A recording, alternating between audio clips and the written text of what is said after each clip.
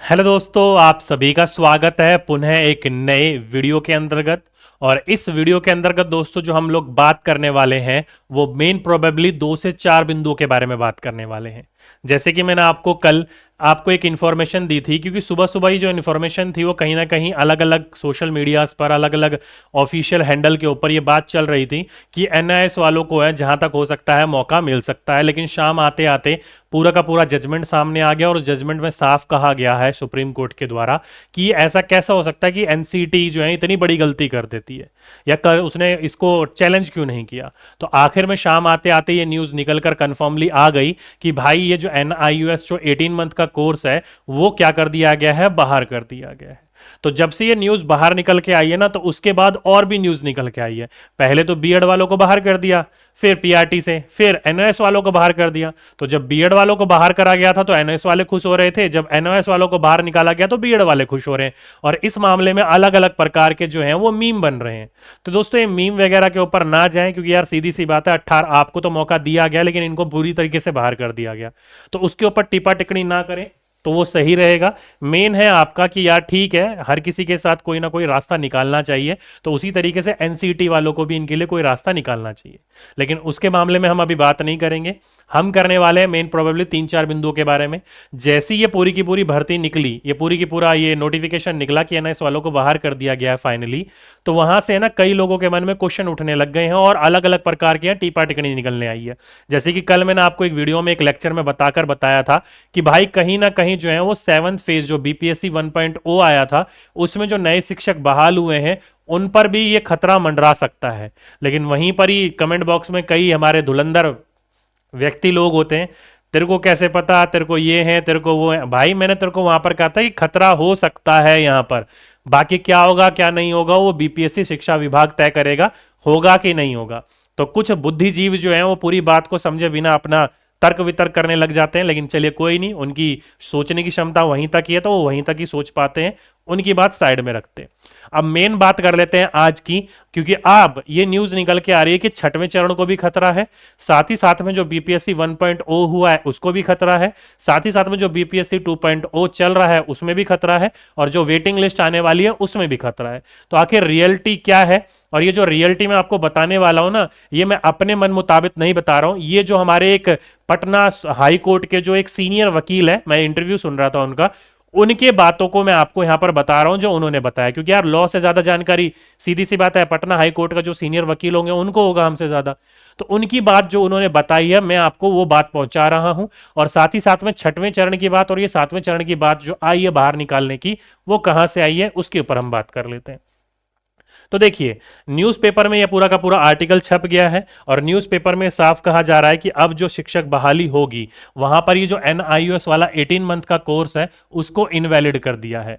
तो न्यूज़ वालों ने साफ कहा है कि डिप्लोमा को क्या कर दिया है कि 2 वर्षीय डिप्लोमा 18 मंथ के डिप्लोमा के बराबर नहीं है, इसलिए किसी भी प्रकार का ये जो नए नए प्रकार की शिक्षक भर्ती होगी उसमें इनको शामिल नहीं किया जाएगा। तो शामिल नहीं हो सकते हो, ये साफ कह रहा न्यूज़ वाले कि इसमें नई शिक्षक भर्ती में। तो नई शिक्षक भर्ती क्या है, तो वो है 2.0।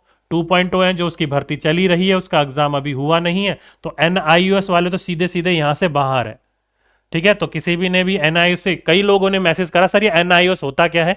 तो दोस्तों एनआईयूएस एक संस्था है जिसके द्वारा टीचिंग कोर्स करवाया जा रहा था सन 17, 18, 19 के बीच में, और वहां पर ये जो कोर्स करवाया जा रहा था ये 18 महीने का कोर्स था। वैसे जो डिप्लोमा होता है वो 2 साल का कोर्स होता है। तो एनआईओएस को उसी समय कई कई जगहों पर चैलेंज किया गया था, कई जगहों पर इसको मान्यता दे दी गई थी और कई पर नहीं दी गई थी। जैसे कि यूपी में मान्यता नहीं थी इसकी, ठीक है, बाकी जगह पर मान्यता दे दी गई थी। तो अब इसको बिल्कुल ही हटा दिया है। तो जो बच्चा 2.0 की तैयारी कर रहा है और वो एनआईओएस की तरफ से है, तो भाई अपने आप को बाहर समझ लीजिए। नई भर्ती है उसके अंतर्गत आप लोगों को जगह नहीं मिलेगी। ठीक, अब ये न्यूज कहां से निकल के आ रही है कि जो 6th फेज हुआ था, यानी कि 6ठा चरण जो हुआ था, उस पर भी खतरा मंडरा रहा है इस चीज को लेकर। तो दोस्तों एक पूरा का पूरा जो है एक अलग से एक संघ है, उन्होंने एक पूरा का पूरा लेटर जारी करा है। देखो ये पूरा का पूरा लेटर जारी करा है, किसको जारी करा है, आप इसको थोड़ा सा बड़ा करके पढ़ लीजिए तब आपको पता चलेगा ये लेटर क्या है। देखिए मैं इसको नीचे लेके आता हूं। पूरा का पूरा एक संघ है, मैं नाम नहीं ले रहा किसी का, छोड़ो उस चीज को। बस आप देखो ये क्या करना चाह रहे हैं, क्योंकि आप लोगों के जैसे ही, हम लोगों के जैसे ही लोगों ने पहले बीएड वालों के लिए केस डाला था तो बीएड वाले जीत गए, फिर एनएस वालों के लिए केस डाला तो एनएस वाले जीत गए। अब दोबारा ये बात चली जा रही है, किसको? वहां पर अपर मुख्य सचिव को लिखा गया है, ये श्रीमान निर्देशक को यानी कि प्राथमिक शिक्षक को, सचिव को लिखा गया है और अध्यक्ष को लिखा गया है पूरा का पूरा पत्र। किस विषय में? तो लिखा गया है कि छठा चरण जो शिक्षक नियोजन हुआ था 2019-20 में, विज्ञापन नंबर संख्या नंबर ये है, दिनांक ये है, बिहार लोक सेवा आयोग के द्वारा विज्ञापन नंबर 26/2023 यानी कि बीपीएससी 7th फेज 1.0 और 27/2023 यानी कि बीपीएससी 2nd फेज। इसके अंतर्गत एनआईयूएस द्वारा जो भी आपके विद्यार्थी जिन्होंने 18 महीने का कोर्स करके, ये पूरा का पूरा डीएलएड करके, परीक्षण करके, इन्होंने अभ्यर्थियों को क्या कहा जाए, बाहर करने के संबंध में पूरा का पूरा लिखा गया है पत्र। तो कोई ना कोई संघ जो है वो कार्य कर रहा है और यहीं से ये बात निकल के आ रही है कि छठवें चरण को भी खतरा है, 7वें चरण को भी खतरा है और जो जो आपका आया है 8वां चरण 2.0 उसमें भी खतरा है। तो ये पूरी की पूरी कितनी बात सच है, कितनी बात सच नहीं है, तो देखो एक पूरा का पूरा ब्यौरा तैयार करके, एक पूरा पेज पीडीएफ तैयार करके भेजा गया है। ठीक है, तो इस भेजने से कोई अंदर या कोई बाहर नहीं होता, लेकिन इसमें आपको समझने की बात है किसके द्वारा, तो जो सीनियर वकील है हमारे, कौन से सीनियर वकील, पटना हाई कोर्ट के, उन्होंने क्या कहा है? उन्होंने कहा है दोस्तों, ये जो छठवां चरण था, कौन सा, ये जो छठवां चरण था, जिस छठवें चरण के अंतर्गत जो जो शिक्षक बहाल हुए थे उनको किसी भी प्रकार का कोई खतरा नहीं है। क्यों नहीं है? क्योंकि जब भी कोई विज्ञापन या कोई भी आपका चेंज होता है तो वो वर्तमान से होता है। कैसा होता है? वर्तमान से होता है। ये मैं वकील जो साहब कह रहे हैं वो मैं बता रहा हूं आपको, ठीक है, वर्तमान से होता है। तो इसलिए छठे चरण के जो भी शिक्षक है उनको घबराने की कोई जरूरत नहीं है, उनको डरने की कोई जरूरत नहीं है। बाकी जो कर रहे हैं करने दो, आप सेवानियुक्त हो चुके हो, पिछले 3-4 साल से आप लोग काम कर रहे हो। लेकिन उन्होंने कहा कि जो ये 7th फेज है, जो 7th फेज के अंतर्गत जिस जिसकी शिक्षक बहाली हुई है, अब ध्यान रखिएगा दोस्तों, ये मैं नहीं कह रहा हूं, ये वकील कह रहे हैं। मेरे से ज्यादा, आप लोगों से ज्यादा जानकारी नियमों की उनको है। ठीक है, तो 7वें फेज के अंतर्गत जो जो नए शिक्षक बहाल हुए हैं इनको खतरा हो सकता है। उन्होंने ये कहा, उन्होंने ये नहीं कहा कि उनको बाहर कर दिया जाएगा, नहीं, उन्होंने कहा कि इनको खतरा हो सकता है। क्यों खतरा हो सकता है? क्योंकि दोस्तों इनकी अभी सर्विस बुक पूरी की पूरी तैयार नहीं हुई है और साथ ही साथ में इनको सर्विस में आए अभी 90 डेज नहीं हुए हैं, क्योंकि 90 दिनों का पूरा एक सर्कल होता है, आप लोगों को पता है गवर्नमेंट जॉब का।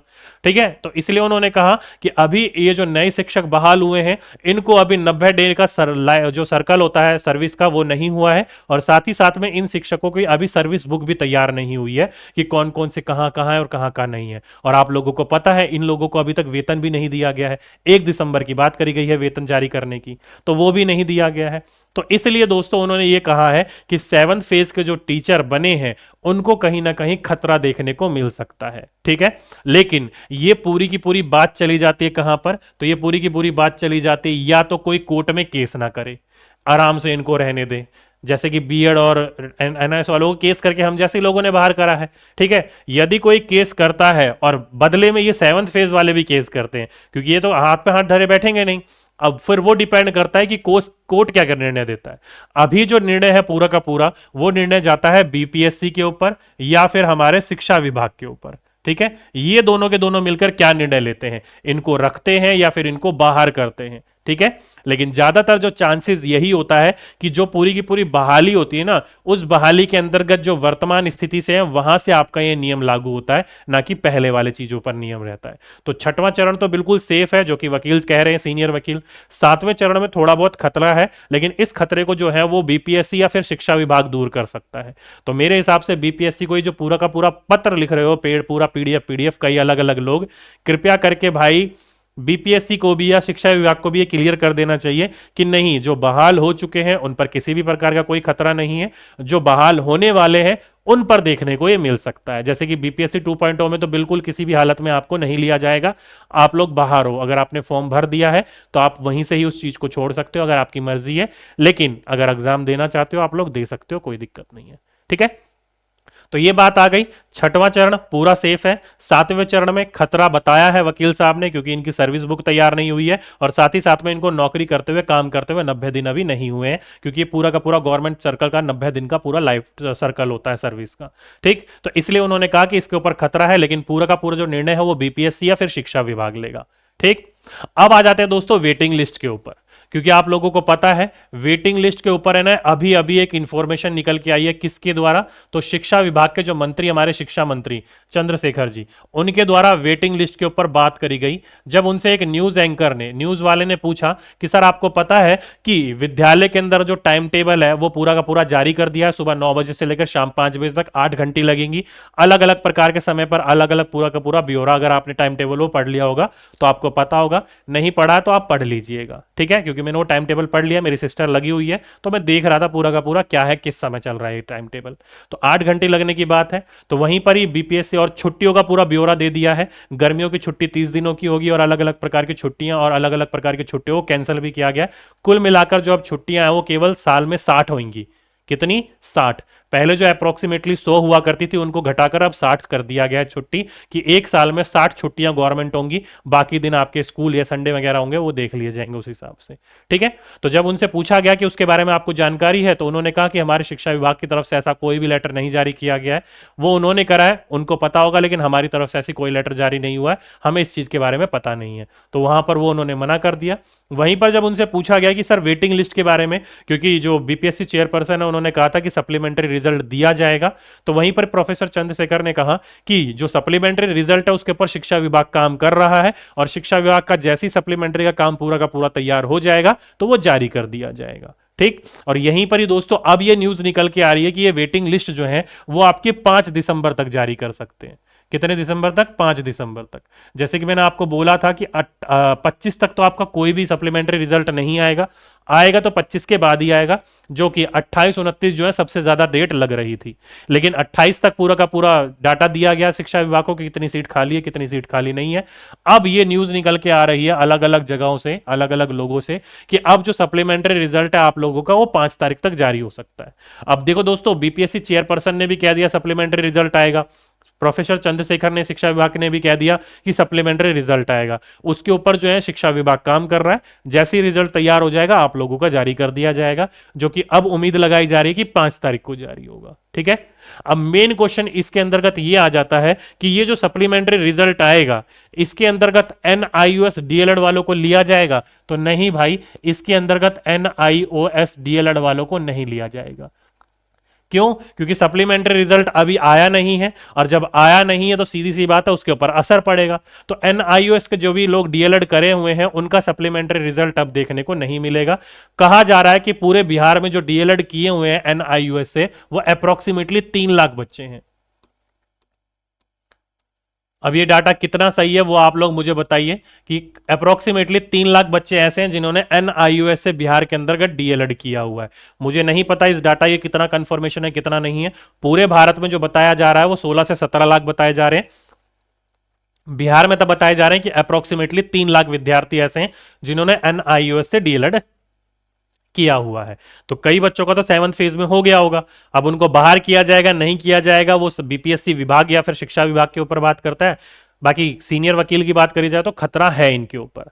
ठीक, कृपया करके जो बुद्धिजीव है लोग अपना जो है ना वो चीजों का सजेशन लिया करो, खामखा अपनी जो बुद्धि है, संकुचित सोच है आपकी, उसको ऊपर ज्यादा दिमाग मत लगाया करो।